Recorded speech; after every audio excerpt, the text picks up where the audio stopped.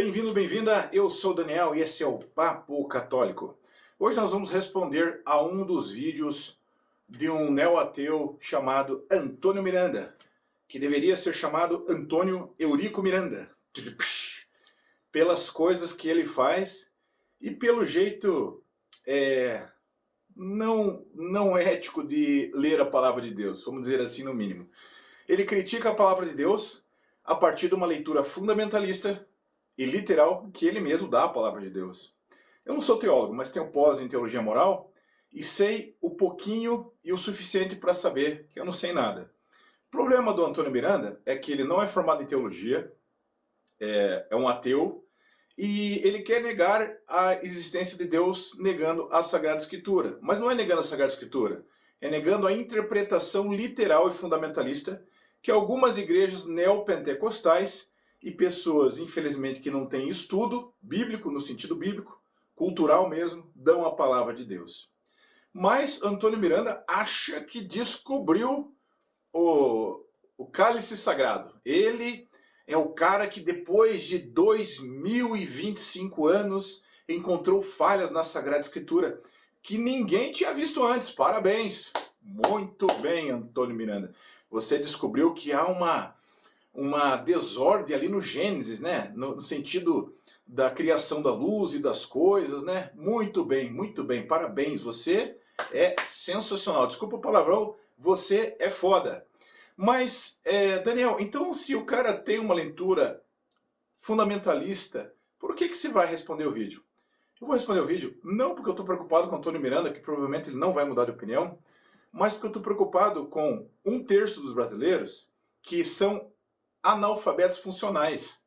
Você sabe o que é um analfabeto funcional? É o cara que não tem o mínimo de cognição para entender o mundo, para fazer uma leitura simples, uma interpretação de texto.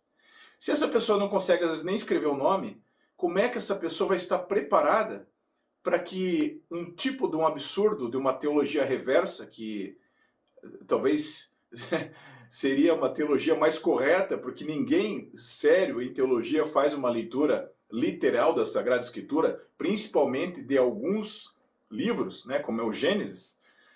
Claro que alguns são literais, sim, né, mas não todos. Então, a teologia do Antônio Miranda, às vezes, faz um favor. Qual é o favor que a teologia do reversa do Antônio Miranda faz? É de realmente mostrar que a Bíblia não pode ser lida ao pé da letra. Também mostrar que a Bíblia está mais preocupada com o porquê das coisas, por que as coisas existem, do que como as coisas foram criadas. Eu sou católico, esse canal é católico. Desde Santo Agostinho já dizia que o Gênesis não poderia ser lido literalmente.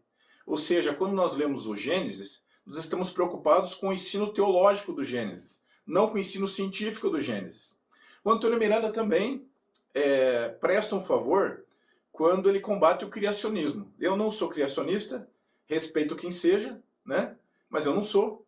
No sentido assim, não no sentido do Criador. Eu acredito sim na origem do Criador, acredito em Deus, acredito no Pai, no Filho e no Espírito Santo, mas eu não acredito no criacionismo no sentido que o mundo só tem 5, 6 mil anos, como vários neopentecostais pregam, negando a existência de dinossauros, negando testes de carbono 14, testes geológicos. Desculpa, esse tipo de cristão faz um desfavor à igreja cristã, quando, com argumentos distorcidos e absurdos, tentam provar de maneira literal que a Bíblia é científica.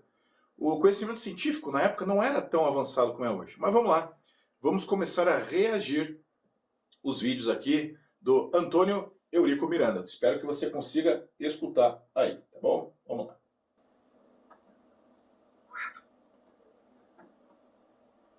Antônio, tudo bem? ChatGPT, eu quero que você emule um apologista cristão que vai debater contra um ateu. E eu quero que você dê ótimos argumentos contra esse ateu de que Deus existe. Claro, posso sim. Um apologista cristão provavelmente começaria destacando a complexidade do universo, argumentando que essa ordem sugere um designer inteligente. Também poderia citar a experiência pessoal de milhões de crentes e eventos históricos ligados à fé. E talvez mencionasse a moralidade objetiva como um indício de uma fonte transcendente. Vamos explorar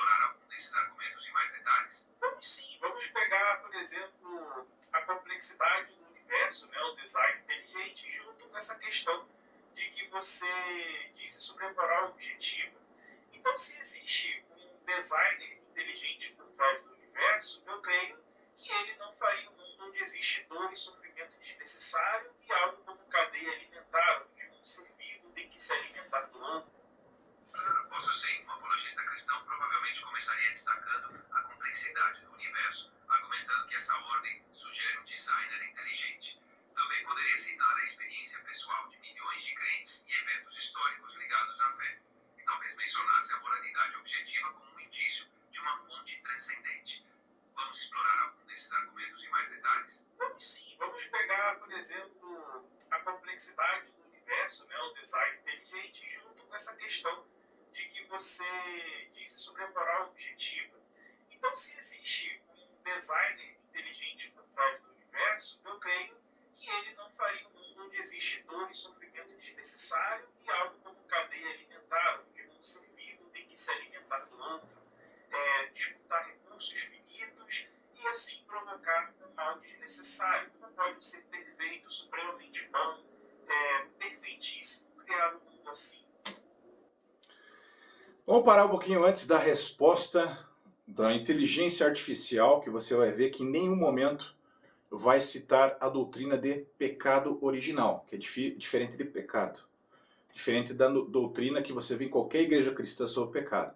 Pecado original é uma doutrina essencialmente católica que diz que o mundo foi criado de maneira perfeita. Então, já rebatendo o argumento de Antônio Miranda, não foi Deus inteligentíssimo e perfeitíssimo que criou o mundo com cadeia alimentar, com dor, com sofrimento.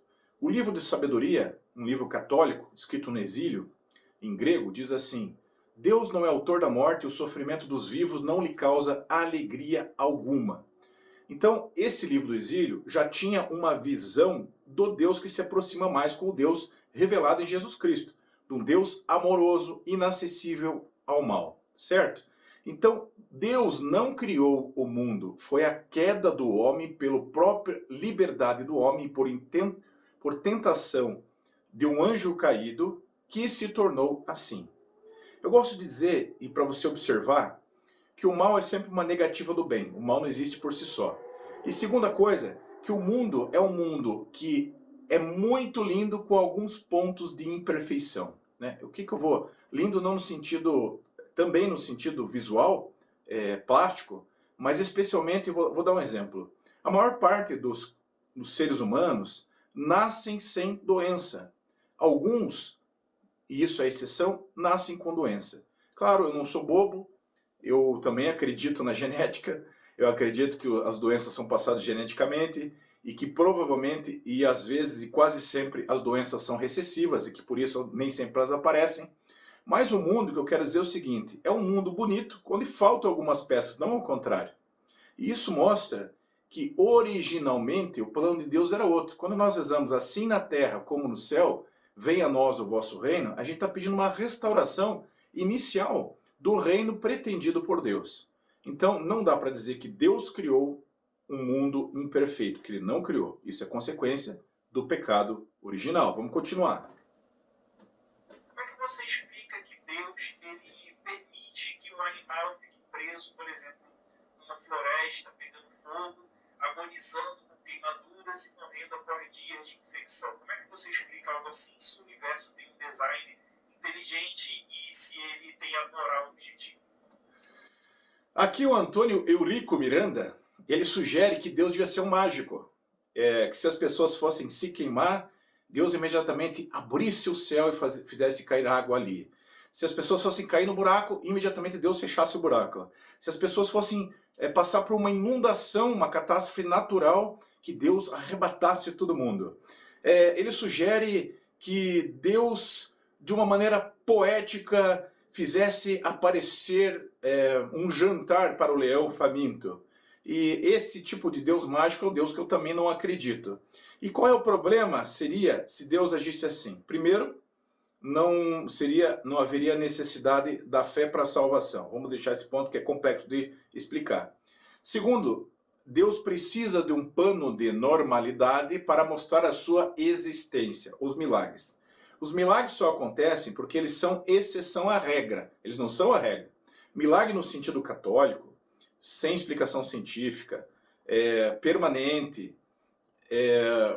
passado por crivo científico de uma junta de ateus, esse milagre é um milagre raro. Não no sentido que nós falamos milagre, banalizando a palavra. Aconteceu um milagre, fiquei curado de tuberculose. Pode ser difícil, mas a ciência consegue já curar pessoas de tuberculose. Então, precisa-se de um pano de normalidade, um fundo de normalidade para você ver um milagre. Se acontecesse, como o Antônio Eurico Miranda está sugerindo, de sempre que o bicho pegasse, Deus intervisse, primeiro, não haveria respeito à liberdade, certo? Segundo, respeito ao livre-arbítrio. Segundo, o mundo seria visto, essas coisas e intervenções seriam vistas como algo natural, que sempre acontece. E você não ia reparar que é Deus fazendo isso. Então existiriam ateus também, porque se acontecesse o tempo todo do universo se moldar para que o ser humano não sofresse, provavelmente os ateus diriam, não, mas isso sempre aconteceu, o universo sempre funcionou assim.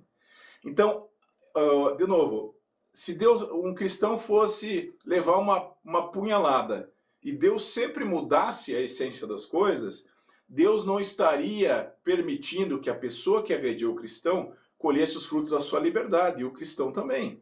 E mais, numa realidade metafísica, que sempre o ateu desconsidera como inexistente, o sofrimento, diz Jesus, felizes os que choram porque serão consolados.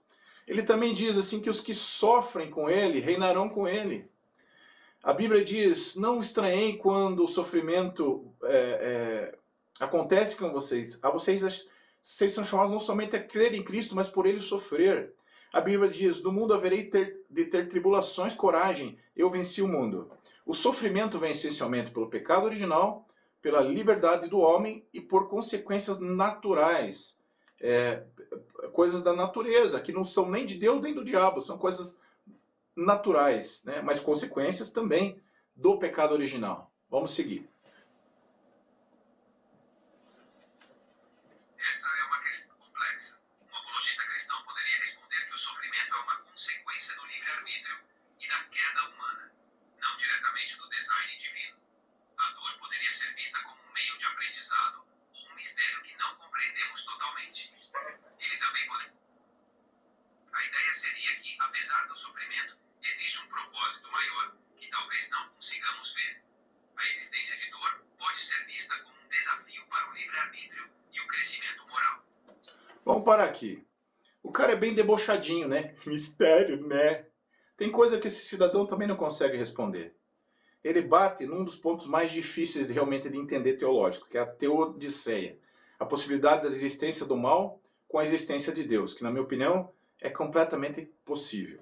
Então o ChatGPT ele fala assim da queda original, né, de uma maneira muito rápida, assim, sem explicar, e fala do livre-arbítrio do homem. O problema aqui, deixa eu voltar um pouquinho para a gente responder melhor aqui, vamos ver. Totalmente. Ele também pode...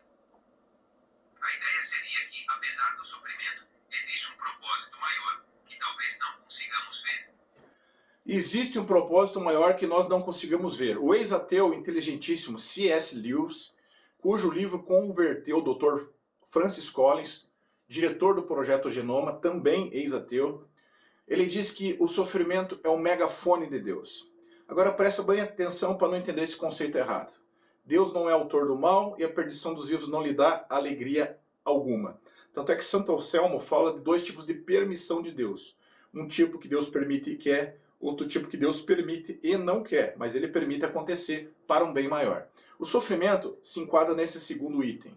O sofrimento não veio de Deus, veio do pecado, vem de consequências do livre-arbítrio do homem e do pecado original. Quando C.S. Lewis diz que o sofrimento é o megafone de Deus, é da mesma maneira que a dor é o megafone que o teu corpo não está bem. Quando você está sentindo dor de cabeça, o teu corpo está dizendo, não está bem aqui. Quando você está sentindo dor no joelho, o teu corpo está dizendo, vá no médico ver o joelho, teu joelho não está bom.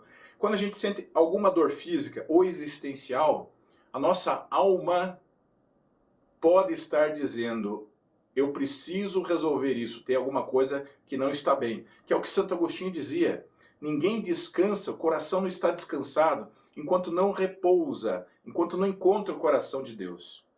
Então, Santo Agostinho fala, né, da sede de uma alma de um ateu que nunca encontra, que nunca se satisfaz. Então, é visível, de novo, Deus não causa o sofrimento, mas ele pode usar o sofrimento, que os países mais sofridos do mundo são países que creem em Deus. Simplesmente. Então, se a dor... Por que Deus não eliminou a dor? Porque Deus viu que é possível usar o sofrimento para algo maior, que é a salvação da alma, do que a salvação do corpo. Quantas pessoas, na beira da morte, conseguem separar o importante do essencial e percebem que o carro que juntou, a casa que construiu, a riqueza que brigou, não é tão importante quanto amar a família, quanto perdoar a família, quando morrer bem. A dor está ensinando essa pessoa verdadeiramente o que é importante. Então, sim, quando São Paulo diz assim, e é um versículo muito católico esse, completo na minha carne o que faltou à crucificação e à paixão de Cristo, ele está dizendo, quando um sofrimento humano é oferecido a Deus, ele tem poder redentor, poder de converter pessoas, poder de salvar almas da condenação eterna. Deus usou o sofrimento para algo maior. Como um artista que usa a tinta preta ou a ausência de cor, né? Vamos colocar sofrimento como ausência do bem, para uma pintura posterior para um propósito. Assim, Deus usa o sofrimento, muitas vezes, para aproximar as pessoas dele, aproximar as pessoas umas das outras. Tá bom? Agora, de novo, ele está atacando um dos pontos da fé, que é um dos pontos mais difíceis mesmo de explicar, Teodiceia. Estou escrevendo um livro sobre isso, mas tem muitos livros bons sobre isso. Agora, não é porque a gente tem dificuldade, não é porque a resposta não é simples, que a resposta não esteja correta. E também não é porque é difícil de responder ou de explicar um argumento que esse argumento é falso. Essas são premissas falsas que o doutor Eurico Miranda está usando aqui. Vamos continuar. A existência de dor pode ser vista como um desafio para o livre-arbítrio e o crescimento moral. Em termos de um designer...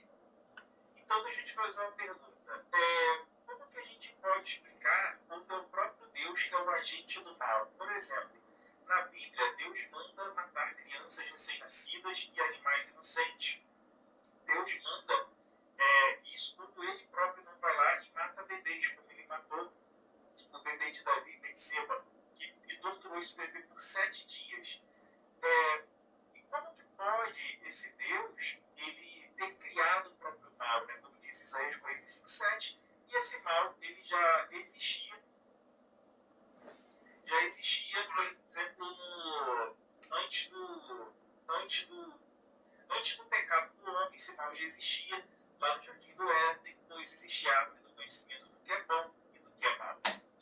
Puta que... Desculpa o palavrão. PQP. Cacete, o cara é burro demais. A árvore do conhecimento do bem e do mal não significa que o mal existia. Significa que o entendimento sobre o mal era uma possibilidade, por causa da liberdade do homem. Certo? Segunda coisa, meu querido, não é Deus que mandou matar. Eu já te falei isso numa live onde eu te desafiei, né, para um bate-papo sobre moral objetiva e subjetiva. E você não respondeu, claro, o teu canal é bem maior que o meu, né? E aí deu uma regada, né? Não é Deus que mandou matar, não é Deus que feriu o nenê de Davi, porque senão hoje muitos nenês estariam mortos, né? Vamos falar? Muita gente nasceu hoje de adultério, de relação extraconjugal, e se Deus fosse o mesmo ontem, hoje e sempre, ele teria que estar aniquilando todos esses bebês até hoje. O que acontece, e um padre já te respondeu isso, mas quando você não quer ouvir, você fecha os ouvidos. O que acontece é que Deus foi se revelando ao povo, e a Bíblia e a teologia, por isso que existe hermenêutica, exegese, diz que você não pode desconsiderar no texto a cultura, o momento, o contexto da época. Para aquela época, a visão de Deus era essa. Para aquela época, a visão de Deus era um Deus castigador. A visão de Deus era um Deus olho por olho, dente por dente, lei do talião. Então, quando você diz que Deus mandou matar, desculpa, você está atingindo uma teologia só. E nesse sentido se faz um bem, que é a teologia fundamentalista, que é a leitura fundamentalista da Sagrada Escritura, que, desculpa, um teólogo sério não faz. Teólogo sério não faz. Vamos seguir.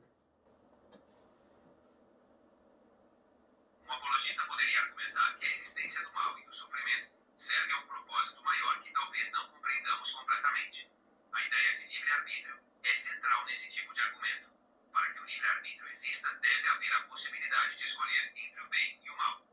Quanto às passagens bíblicas difíceis, um apologista poderia sugerir que elas refletem o contexto histórico e cultural da época, e que a compreensão plena desses textos Olha a cara de deboche, exige cara. uma análise Se cuidadosa. acha.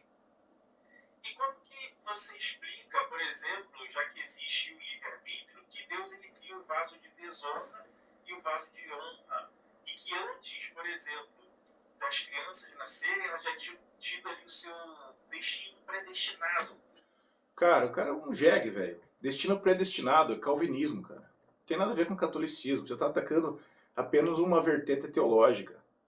Você tem um problema, tem um mestrado em neurociência, tem um problema da ilusão do conhecimento. Você começou a estudar e como você não conhecia nada, você acha que descobriu o mundo. Você não descobriu nada, meu filho. A igreja tem 2020 anos. Tem cara com doutorado em Bíblia que ainda não conhece a Bíblia por inteiro, mas você é o fodão, você é o ateu que conhece tudo. Então, uma visão literal. Mas o ChatGPT responde uma coisa certa. Não tem como dar livre-arbítrio sem a possibilidade de existir o bem e o mal. Quando você deixa alguém livre, você está deixando essa pessoa livre para fazer o que ela quer. Boas escolhas e más escolhas. Não dá para fazer liberdade sem a possibilidade de erro. Não tem como, tá entendendo, meu queridão?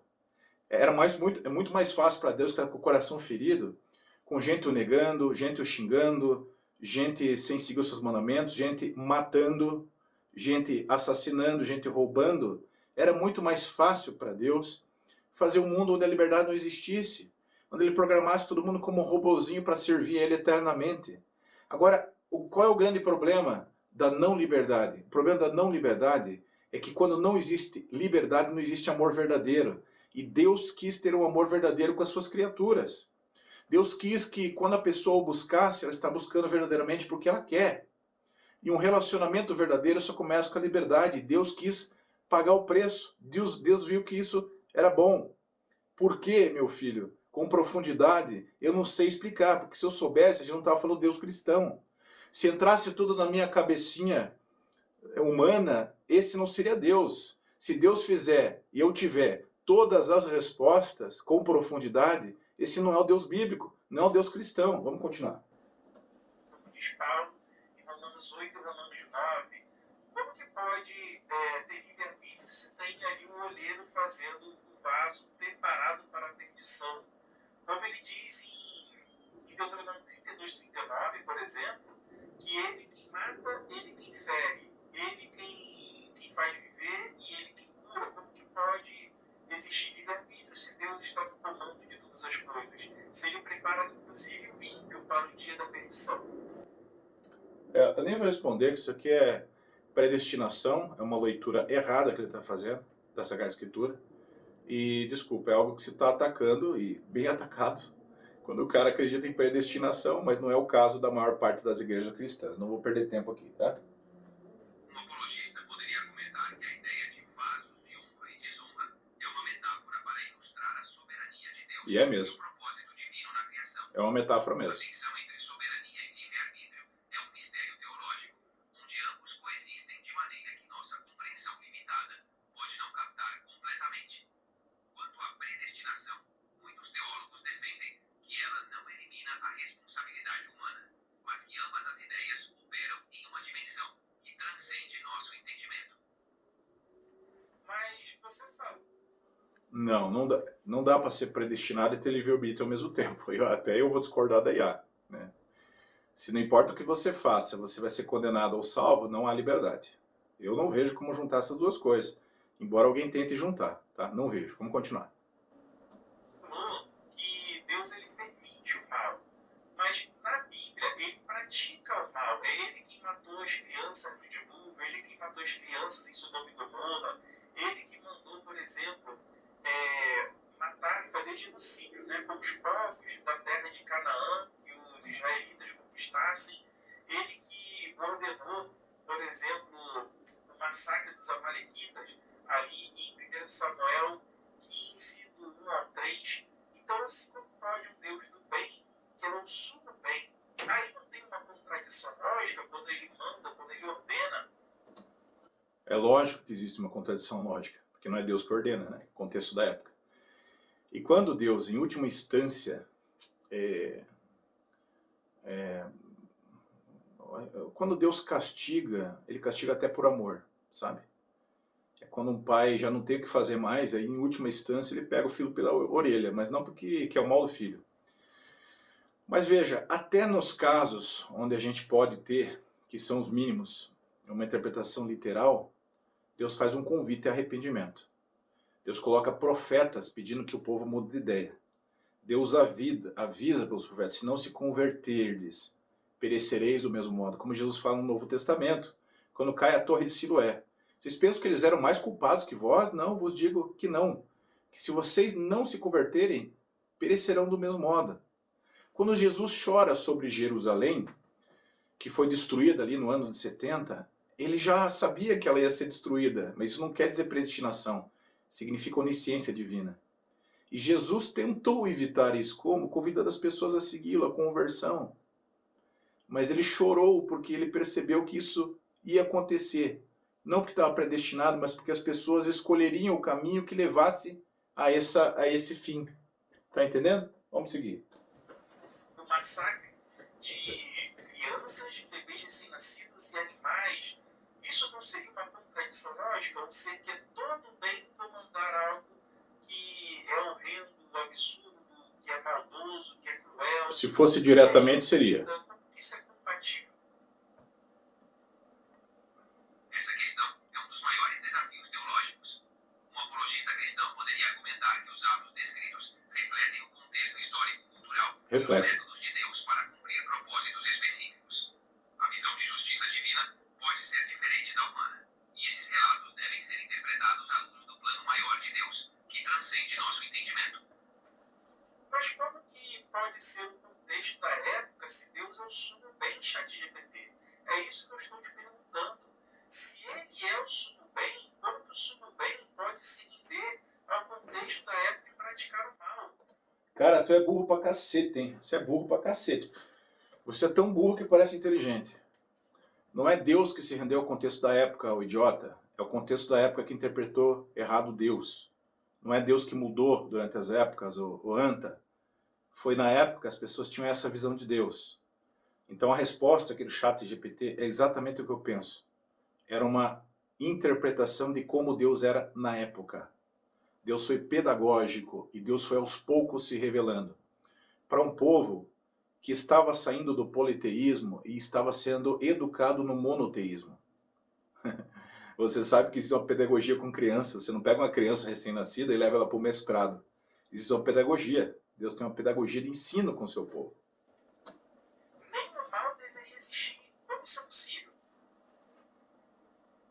Um apologista pode dizer que o conceito de sumo bem transcende a compreensão humana. Deus, em sua soberania, pode ter razões que não entendemos para permitir ou ordenar certas coisas. A ideia é que o mal pode ser um resultado da liberdade dada aos seres humanos e que Deus usa essas situações para um bem maior, que pode não ser evidente para nós. Qual o bem maior que justifica milênios de crianças sendo assassinadas e abusadas sexualmente? O cara é desonesto, né? Desonesto intelectualmente, porque ele está colocando um pecado que é nosso na conta de Deus. Né? Um pecado que é bem nosso na conta de Deus, que Deus não tem nada a ver com isso. Né? Mas eu não tenho dúvida que de tudo Deus tira um bem maior. Até de uma coisa nojenta que deveria ter levado pastores e padres para a cadeia. Não serem transferidos de paróquia ou de igreja. Deveriam ter ido para a cadeia. Deveriam ser criminalmente punidos. Além das indenizações que não saram as vítimas, esses padres, pastores, seja quem for, obreiro, missionário, o que for, deveriam ir para a cadeia.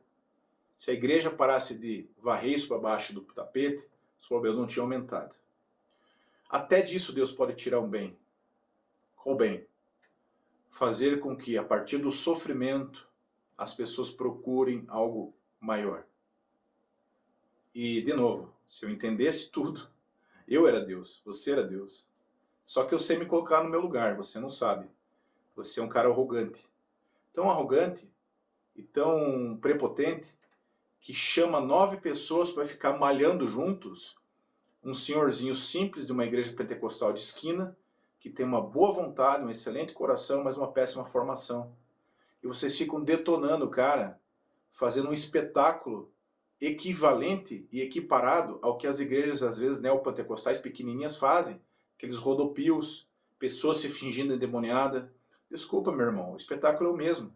Você está fazendo a mesma coisa. 9 pessoas malhando uma pessoa ao mesmo tempo, você direcionando a conversa para versículos difíceis da Bíblia de entender, para arregaçar o cara ao vivo.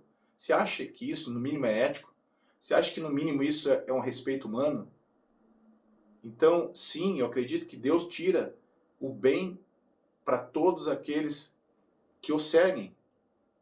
Eu creio que a lágrima não é a última resposta. Eu creio mesmo. Romanos 8:28, outros sim sabemos que tudo concorre para o bem daqueles que amam a Deus. Daqueles que querem se aproximar dele. Daqueles que o seguem. Vamos para frente. Essa é uma das questões mais difíceis de responder. Can I help you with something else? Falou em línguas, viu, o ChatGPT.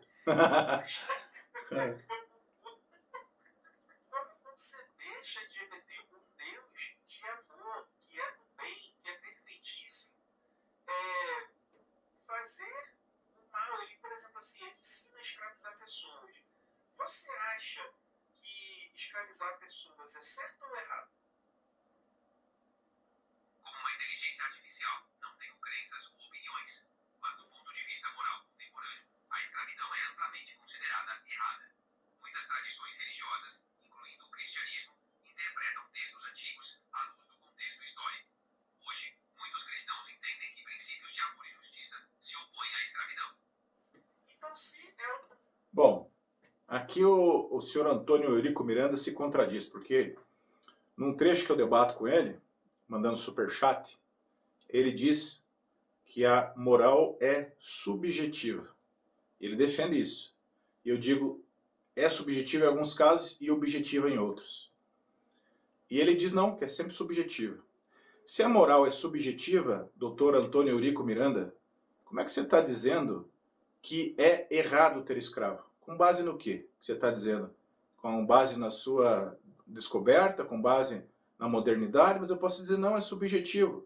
Se você mesmo disse que é subjetivo, que não existe verdade objetiva, como é que você está condenando, agora usando o argumento, de isso está errado, se não existe objetividade, doutor Antônio Eurico Miranda? Primeira coisa que, sim, escravidão é terrível. Terrível, a igreja errou nisso terrivelmente. Eu acho que nada justifica a escravidão em nenhum momento da história. Nada justifica.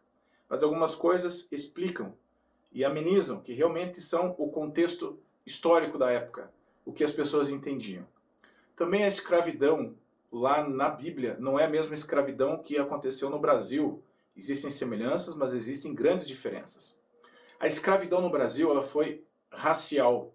A escravidão bíblica acontecia por dívida, acontecia por pessoas que não pagavam suas contas, por pessoas que cometiam crimes. E o Senhor, entre aspas, né? Senhor, a pessoa que cuidava do escravo naquela época, tinha obrigação de tratar hiper bem o seu escravo. Eu não estou dizendo que isso justifica, nenhum tipo de escravidão é justificado. Eu estou dizendo só que você é até desonesto intelectualmente quando você faz esse paralelo, fazendo as pessoas imaginarem que a escravidão bíblica é exatamente a escravidão que nós conhecemos aqui no Brasil. Não é. texto histórico que comanda os textos bíblicos, logo não existe Deus ali, apenas um autor humano inventando essas coisas, é isso? A interpretação. Cara, o cara é... Desculpa, cara, você é uma anta. Não existe Deus ali porque o ser humano está agindo errado, cara. É a mesma coisa que você dizer assim, O assaltante roubou porque não existe policial ali. Isso é verdade algumas vezes, mas outras vezes não. Às vezes o cara rouba do lado da polícia. Eu já fui assaltado do lado de um quiosque de polícia. A tua lógica absurda é dizer, se aconteceu o crime, Deus não estava ali. É uma premissa idiota, não tem nem como responder. É de tão idiota que é. Teológica varia. Muitos veem os textos como inspirados por Deus, mas escritos por autores humanos, em contextos específicos. Para alguns, isso não nega a existência de Deus, mas mostra como a mensagem divina foi transmitida de forma compreensível para as pessoas da época. Então, as pessoas acreditam que Deus de fato fez o dilúvio, as pessoas acreditam que Deus de fato matou as crianças no Egito, os primogênitos do Egito. Isso é verdade ou é falso o que eu falei? Sim, muitas pessoas acreditam que esses eventos bíblicos ocorreram literalmente, enquanto outras veem como narrativas simbólicas ou teológicas. Essa diversidade de interpretações reflete diferentes abordagens teológicas e históricas.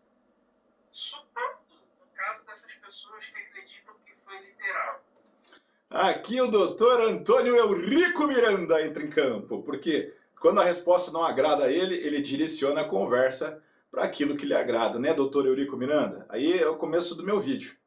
Você está batendo num tipo de teologia, você não está batendo na teologia inteira, tá bom, doutor Eurico Miranda? Vamos continuar.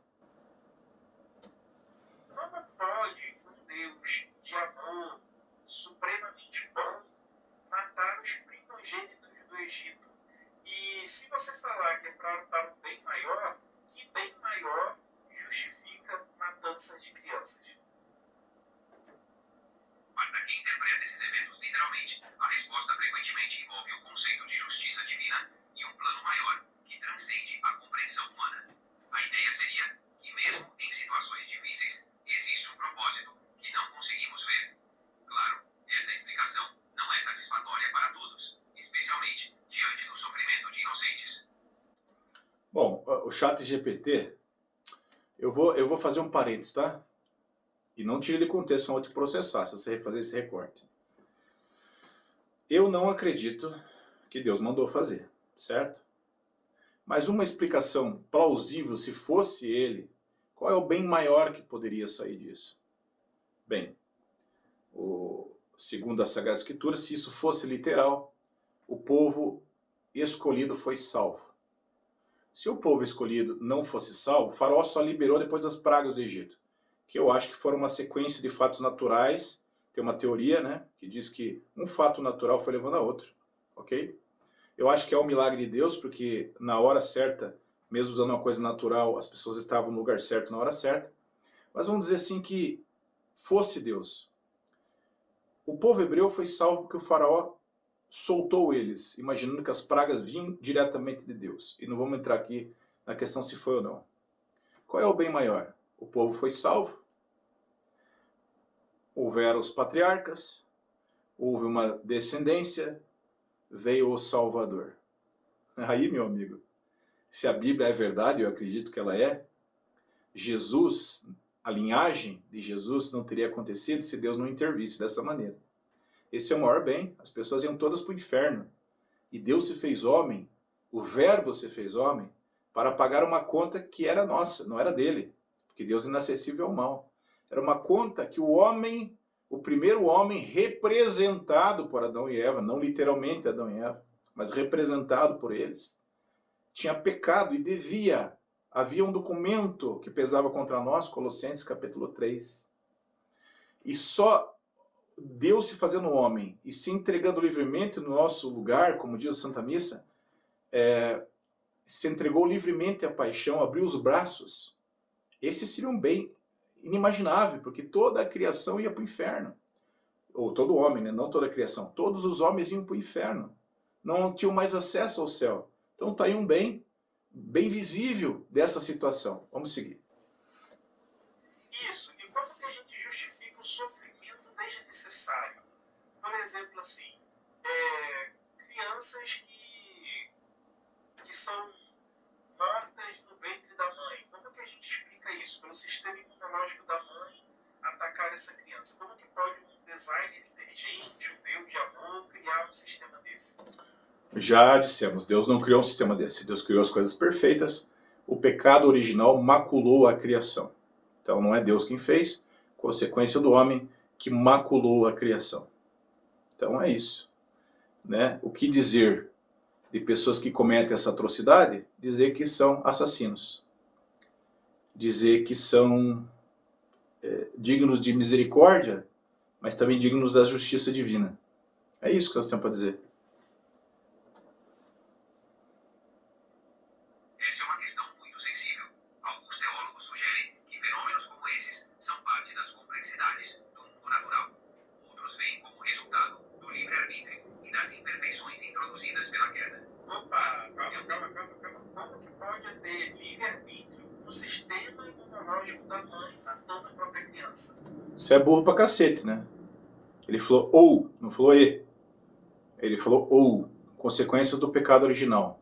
É lógico que não existe livre-arbítrio ali. Ali é questão de pecado original. É questão de DNA, questão de doença. Mas tu é burro, né? Só ouve o que quer. Tu é seletivo. Entendo a sua colocação.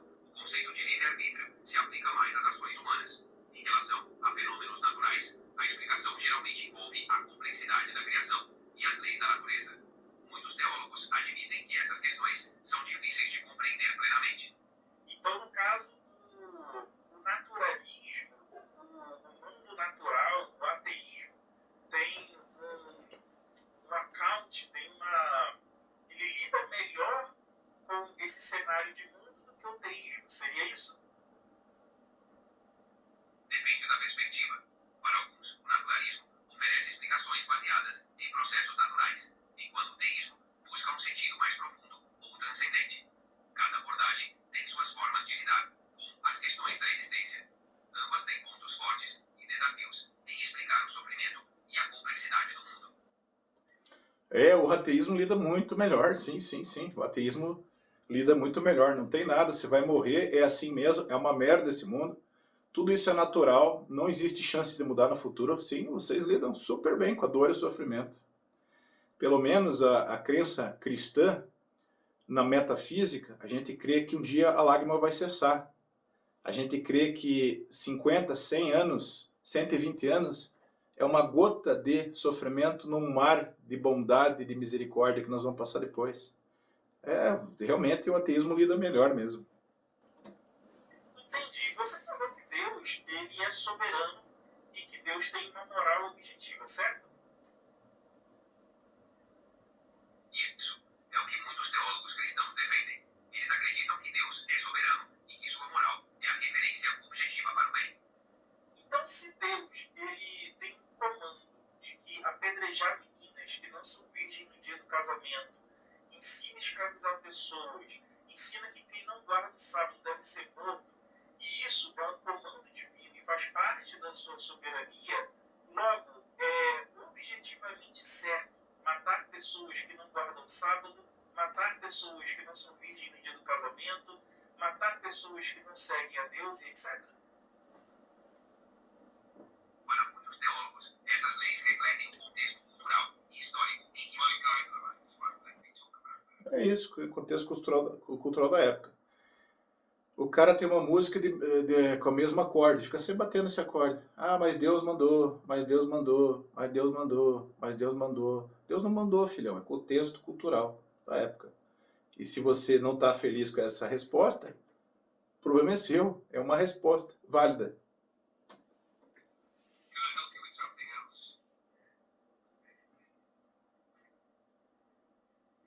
Nossa, o cara é melhor que Dawkins, melhor que Voltaire. Você é foda, hein, Antônio Miranda?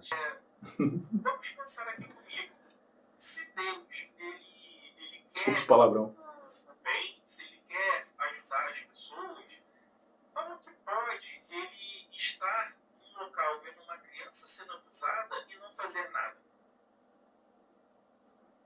Essa é uma pergunta muito difícil e que tem sido discutida por séculos. Para muitos, a questão do sofrimento e do mal permanece um mistério. Alguns teólogos argumentam que Deus age de maneiras que não compreendemos, ou que o livre-arbítrio humano tem um papel importante. Mas como que o livre-arbítrio humano tem um papel importante se Deus interfere o tempo inteiro nesse livre-arbítrio, como no caso, por exemplo, de Jonas, que ele fosse embora. Ele interviu, por exemplo, no caso de Eliseu mandando 2 ursas matar 42 crianças. Ele mesmo é um poço de contradição, porque ele diz que Deus nunca intervém e deixa os seres humanos à mercê do sofrimento, e agora ele diz que Deus sempre intervém. Você tem que escolher, né, o Eurico, Miranda, qual é a premissa que você quer pegar, porque as duas ao mesmo tempo não dá, né, filhão? Mesmo quando Deus intervém, isso você pega textos que não são literais, né, para começar, e mistura com coisas literais, você faz um balaio de gato. Mas mesmo quando Deus interfere, ele não interfere diretamente na liberdade, ele interfere nas condições ao redor. Deus não interfere diretamente na liberdade, Deus faz convites, não interfere diretamente na liberdade. Isso é um consenso cristão. Deus propõe, Deus nunca impõe. E você deveria ser honesto para dizer para o teu pessoalzinho aí, muitos bem intencionados, mas vários ateus militantes rancorosos, que não conseguiram explicar uma doença e se revoltaram, que vieram de teologia da prosperidade, ficaram frustrados que o Papai do Céu não deu um carro zero para eles, que a maior obra caritativa do mundo é a Igreja Católica. 119 mil obras sociais.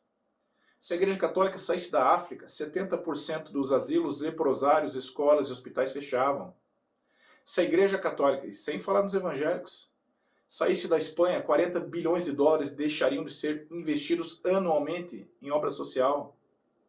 A maior igreja caritativa do mundo é a Igreja Católica, porque a gente entendeu que Deus pode fazer as coisas diretamente, mas que Deus quis usar o ser humano, que a partir da criação, o ser humano se tornou um co-criador, no sentido minúsculo, participando da criação divina. Madre Teresa de Calcutá dizia assim: antes eu pensava que a oração fazia todas as coisas, agora entendo que a oração toca o coração das pessoas, e as pessoas fazem as coisas. O seu jeito milagreiro de Deus intervindo o tempo todo. E por que Deus não faz chover comida do céu na África? Porque se ele fizesse, logo o homem ia estragar, ele ia botar rede para que a comida não chegasse lá embaixo. Por que Deus tem que fazer brotar comida do céu se já nasce e brota comida da terra? O homem é o ponto da equação que estraga a equação. Não é o homem, é a liberdade do homem. Esse que é o grande problema. No caso de Balaão, colocando um anjo ali, inclusive fazendo a jumenta falar, ele interviu no caso Então, a jumenta falar, meu filho, se você acha que isso é literal, você é o jumento. de Ananias e Safira. Ele interviu em vários momentos, mandando pragas, mandando guerra, mandando fome, etc, etc, etc. Como que pode ter livre-arbítrio se ele interfere o tempo inteiro? Existe um ponto, uma ligação, sim, entre o excesso de pecado, especialmente antes da redenção de Jesus, a presença de praga e maldições, que não vem de Deus, mas vem da liberdade da pessoa escolher não estar mais com Deus. Eu acho que fica meio evidente para mim que algumas seitas contrárias ao cristianismo, quando a pessoa aceita estar nesse lugar livremente, ela livremente está dizendo para Deus: eu não quero mais a tua proteção, eu não quero estar debaixo mais da sua proteção, eu quero andar por conta. E a criança orgulhosa, quando ela precisa pegar na mão do pai para aprender a andar, mas ela não quer de jeito nenhum, às vezes o pai precisa dizer assim: filho, tenta andar sozinho então. E a criança vai cair, ela vai aprender: eu preciso da mão do pai. Não foi Deus que derrubou a criança, mas Deus, porque a criança é birrenta, falou assim: não, então vai sozinho. Porque Deus tinha um propósito de fazer essa criança aprender a andar. Você é desonesto, você tem uma desonestidade intelectual. Não sei se é desonestidade intelectual ou se é uma burrice natural mesmo, de quem pensa conhecer a Bíblia e a teologia e não conhece. Eu espero que seja a segunda. Porque, cara, você faz uns levantamentos, e a tecla é sempre teodiceia, né? Por que você não explica? Explica para nós, Antônio Eurico Miranda, como é que Padre Pio, São Padre Pio, um santo contemporâneo, curou uma moça que não tem globo ocular e que ela enxerga até hoje e está viva? Explica para nós. Explica para nós como existem 2.000 corpos incorruptos na Igreja Católica. Alguns que estavam 1.200 anos, 1.300 anos sem decompor, sem parecer aquelas múmias do Egito, sem estarem, às vezes, num terreno propício à conservação. Explica para nós, você não vai conseguir explicar. Explica para nós como o manto de Guadalupe não dissolveu até hoje. Explica para nós como o manto de Guadalupe tem um material químico que não está presente na tabela periódica. Explica para nós, Antônio Eurico Miranda. Explica para nós o que engenheiros e arquitetos não conseguiram explicar. Que existe uma escada em caracol feita com madeira encaixada, sem cola e sem parafuso, que ela se sustenta e que nenhum engenheiro e arquiteto conseguiu replicar e que supostamente foi feita por São José.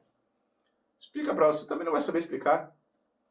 Explica para nós, Antônio Eurico Miranda, o milagre de Calanda, que foi documentado na época em cartório por prefeitos, médicos, pessoas que não eram católicas, que afirmaram que a perna amputada de um cara, que estava 2 anos e meio enterrada, voltou ao lugar com as suas marcas e cicatrizes, e que esse cara do exército, que mendigava na frente da igreja da Penha, e que por anos entrava na igreja, pegava um pouquinho de vela, de cera derretida da vela e passava no toco da perna, pedindo que a Virgem Maria lhe restaurasse a saúde. Claro que não foi Maria, Maria não faz milagre, mas foi Deus através de Maria. Explica para nós, já que você é o fodão. Explica para nós o Santo Sudário que ninguém conseguiu replicar, até um ateu pagou 8 milhões de dólares para quem conseguisse replicar aquela arte, ninguém replicou e ele se converteu. Explica para nós como uma reação à radiação semelhante a uma bomba atômica em milionésimos de segundo passou através de um pano em altíssima temperatura, como se fosse uma explosão nuclear, comprovando a ressurreição de Jesus Cristo.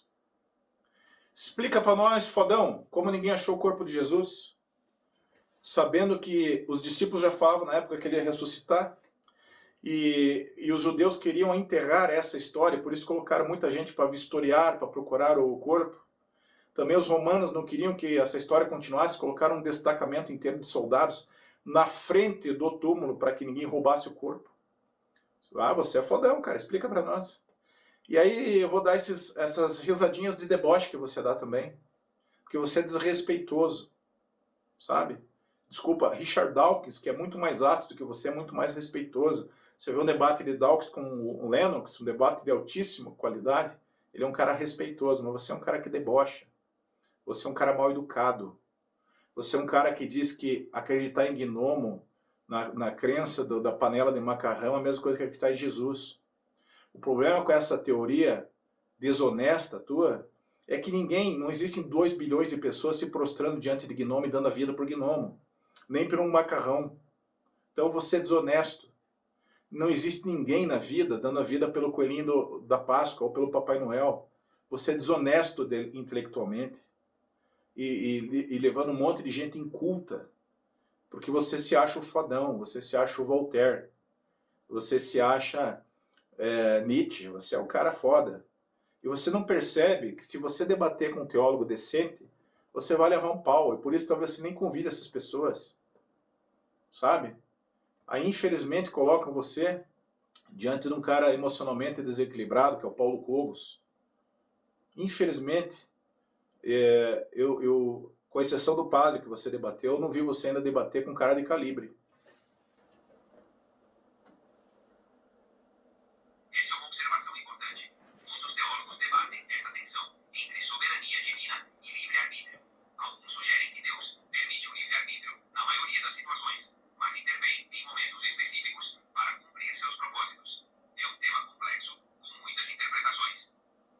Então, se Deus ele pode intervir, como ele interviu nesses casos bíblicos que eu mencionei, por que ele não intervém para salvar uma criança que está sendo abusada por um padre ou por um pastor?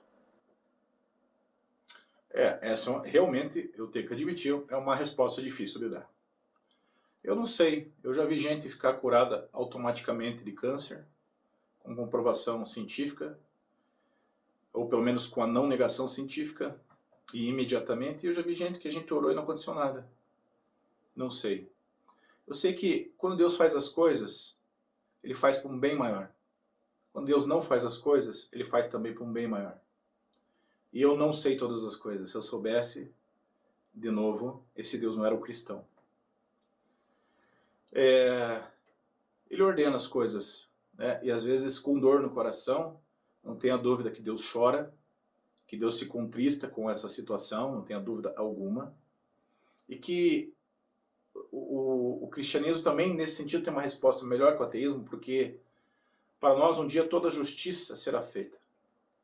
Bem-aventurados os que têm fome e sede de justiça, porque serão saciados, disse Jesus. Nós acreditamos que todo mal um dia vai ser pago, punido. A religião católica não é a religião de todas as respostas, mas é uma religião que nos ajuda a viver com muitas dúvidas. Mas não é aquela dúvida burra de quem não quer aprender ou de quem não quer usar a inteligência. É a dúvida de quem não consegue alcançar. Porque vocês, ateus, não querendo generalizar, mas estou falando aqui do calibre do Antônio Eurico Miranda, vocês acham que a fé está contrária à razão? João Paulo II, a Igreja Católica, não pensa que a fé está contra a razão. Ao contrário, que ela é uma asa, assim como uma razão para se elevar. A gente acredita que uma pessoa pode chegar a Deus pela razão. Também pode chegar a Deus pela fé. Agora, vocês acham que a razão está contra os milagres. A ciência está contra os milagres. Porque não dá para explicar cientificamente, então um dia a ciência vai, daqui a 1000 anos, dar a resposta. Isso é transferir a figura de Deus com uma nomenclatura diferente para a ciência. Então, a ciência não está contra a fé. A fé, às vezes, por que é sobrenatural? Porque está acima do natural. Quando vocês partem de uma premissa que é só de vocês, que Deus não existe, é claro que é ridículo pensar num nascimento virginal. É claro que isso não é possível, eu não consigo explicar isso cientificamente, porque é sobrenatural. É claro que aí, nesse ponto fundamental da fé cristã, eu preciso da fé. Mas é claro também que se a premissa fundamental é que Deus existe, ele poderia fazer isso perfeitamente. Porque ele é Deus. Vamos seguir. Essa é uma questão profundamente dolorosa e complexa. Muitos teólogos admitem que não há respostas simples para o problema do sofrimento. Alguns acreditam que, mesmo que não compreendamos, Deus tem razões que vão além do nosso entendimento. Outros veem isso como um mistério da fé. Mas se tudo é mistério da fé, se tudo é compreensões que não entendemos, isso não fica meio que vago na teologia, não fica, parece mais uma desculpa, ao invés de aceitar a realidade de que esse tipo de Deus não existe, e esses accounts são apenas desculpas, malabarismos, para evitar o problema. É o tipo malabarismo que vocês fazem, né? Quando é muito mais fácil ganhar 1 trilhão de vezes na Mega Sena de maneira seguida do que a vida existe na Terra. E é um malabarismo que vocês fazem pressupondo que existem multiversos, que são ainda uma teoria. É o tipo malabarismo. Que vocês fazem também quando vocês dizem assim, agora eu não sei explicar isso, mas um dia talvez a ciência tenha a resposta. É o mesmo malabarismo.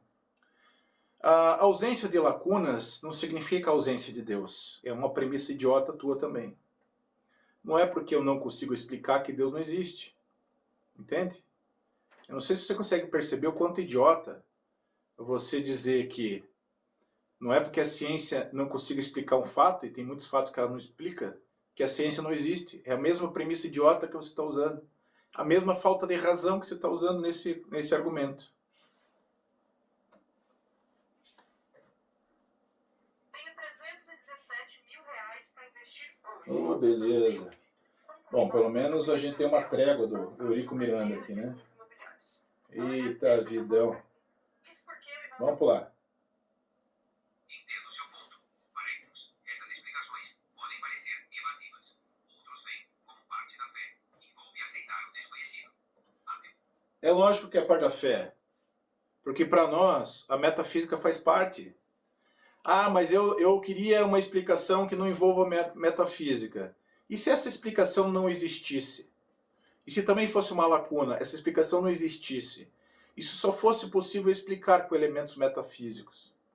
Quando vocês dizem que querem uma resposta só natural para coisas sobrenaturais, quando vocês dizem que vocês querem uma resposta humana para que englobe um Deus onisciente, onipresente e onipotente, de uma resposta humana que não é onipresente, não é onisciente, não é onipotente, você não vai conseguir dar, meu filho. Quando você quer que um copo de água ajunte toda a água das cataratas do Iguaçu, você já parte de uma premissa errada, filhão. Não é possível. Teologia tem várias abordagens, e cada pessoa busca respostas que façam sentido para si. E você tinha dito que a consequência do mal no mundo era o pecado do homem. Mas se a consequência do mal do mundo era o pecado do homem, como que existia a árvore do conhecimento do que é bom e do que é mal antes do pecado do homem? Já respondi. Voltou num tema. Essa questão é frequentemente debatida. Alguns teólogos interpretam a árvore como símbolo da escolha e do livre-arbítrio. É símbolo. A presença da árvore serviria para dar aos humanos a possibilidade de escolher, o que implica a existência potencial do bem e do mal. Existência potencial, isso. Não existência real. Mistério teológico. Tá certo, é isso mesmo. Mas aí, quando Adão e Eva eles comem do fruto, os próprios deuses ali eles dizem, né? Eis que agora o homem se tornou como um de nós, conhecedor do que é bom e do que é mal. Então o mal já existia antes do pecado, não é isso? Não. Essa passagem sugere que o conhecimento do bem e do mal já existia, mas a interpretação exata varia. Alguns entendem que o mal potencial existia, mas foi a escolha humana que trouxe suas consequências. Outros veem isso como parte do mistério da narrativa. É isso. Potencial para fazer o mal é diferente do mal existir. Eu tenho potencial para assassinar uma pessoa, não quer dizer que eu assassinei a pessoa. Não quer dizer que o assassinato exista. Exatamente isso que o chat respondeu. Entendi. Mas se o mal não existia antes, como que poderia se conhecer algo que não existe? Essa é uma questão. Porque passou a existir a partir do pecado. Entendeu? Não existia. Ok, existia só a intenção. Você está certo nesse ponto. Mas a partir da hora, pegando um exemplo, que eu assassinei alguém, esse fato passou a existir. Exatamente isso. Tá entendendo? Que muitos teólogos abordam de diferentes maneiras. Alguns sugerem que o conhecimento do mal refere-se à experiência do mal, que foi introduzida com a escolha de Adão e Eva. Outros veem a árvore como um símbolo de livre-arbítrio e a possibilidade de escolha, mesmo antes de ser concretizada. Mas o mal deveria existir porque eles não tinham comido da árvore da vida. Então, os seres vivos eles morriam, não é isso? Na narrativa bíblica, a árvore da vida é mencionada como fonte de imortalidade. A morte é vista como uma consequência do pecado. Sobre a existência do mal, interpretações variam. Alguns veem o mal como potencial, outros como uma escolha feita por seres conscientes. Alguns teólogos veem que a morte física, uma linha teológica diz que a morte física já existia. Outra linhagem teológica, que é o que eu acredito, é que a morte física entrou no mundo em consequência do pecado original. Então, a morte física, a dor, a doença, o sofrimento, não existiam antes do pecado original. Tá bom? Então, é isso que eu estou explicando. Tô cansando, tanta baboseira. No dia que delas comerem, certamente morrerão, se eles não soubessem o que é a morte. Essa é uma boa pergunta. Alguns teólogos sugerem que o entendimento poderia ser limitado, mas suficiente para saber que era algo negativo. Outros veem a advertência como uma forma de Deus comunicar a gravidade da escolha. Entendi. Como é que você explica as inconsistências ao longo do Novo Testamento que dizem que Jesus era bom, sendo que o próprio Jesus disse que Deus faria vingança contra o povo em Lucas 21, matando inclusive crianças e mulheres grávidas? Eu não sei onde está esse versículo, tá? Lucas 21, Ele não cita o versículo, mas deve ser mais uma distorção do nosso amigo aí. Puta, o que eu fiz aqui? Ei, meu pai. O que aconteceu, gente? Cortou o vídeo? Então, de verdade, eu não sei. Lucas 21, Deus faria vingança? Não sei exatamente da onde que... Ah, Lucas 21. Ai de vocês, mulheres que estiverem grávidas. Eu acho que está falando... É uma citação escatológica, né? Não é que Deus vai fazer, é que Deus está dizendo que as pessoas vão colher consequências dos seus atos no fim dos tempos. Ai das mães grávidas daquele dia, né? Exatamente. Veja, não é que Deus vai punir, é que serão momentos tão difíceis, causados pelo próprio homem, pelo pecado, que vão ter consequências desastrosas. Não está falando que Deus faz isso. Eu tô tentando pegar o histórico aqui, gente. Oh, meu pai. Perdi aqui. De novo. Que beleza. Então, mas assim, eu acho que ele fica se repetindo, né? Ficando nessa questão da Teodiceia. Acho que eu vou parar por aqui, já que o vídeo bugou e a gente está com um vídeo muito grande. Mas eu quero fazer algumas observações antes da gente encerrar o vídeo. Primeiro, premissa dos ateus. Eles partem do ponto de vista já que não existe. Então eles têm premissas erradas. Eles gostam muito de ciência, né? E eu também gosto. A base da ciência foi formulada pela Igreja Católica, nas universidades católicas, o método científico foi criado pela Igreja Católica. Mas todo cientista parte de uma dúvida, não de uma certeza. Então, seria uma hipótese, Deus não existe, ou uma hipótese, Deus existe. Para daí você formular a sua argumentação. Quando você parte de uma hipótese fixa, Deus não existe, vai parecer muita coisa absurda. Então, a primeira coisa, a premissa está errada. Eles retiram a questão metafísica como se ela não existisse, mas não dá para provar que ela não existe. O mesmo ateu que diz assim, prove que Deus existe, é o mesmo ateu que não consegue responder essa minha pergunta. Prove que um unicórnio não existe. Ele vai dizer, não, mas claro que não existe. Se você for no mundo inteiro, você não vai achar um unicórnio. Ele vai dizer assim, quem garante que você consegue no mundo inteiro? Mas se parecer absurdo ainda, quem garante que não existe um unicórnio nesse universo inteiro? Que nos multiversos não existe um unicórnio. Você não consegue provar que o unicórnio não existe. Entende? Então, o argumento ateu se volta contra ele também, algumas vezes. Eles acham que o que não é respondido é falso. Outra premissa falsa, usada bastante por neo-ateus. A ausência da prova é a prova da ausência. Não é porque existe ausência de prova que você prova a ausência de alguma coisa. Entende? Você já viu o absurdo do Caio Fábio dizendo assim, na Bíblia não existia aquela palavra abô, né, quando você não quer uma criança. Então, dá para fazer. Isso é absurdo, porque a ausência da prova não é prova da ausência, filho. Não é porque você não tem prova de algo que se algo não existe. Entendeu?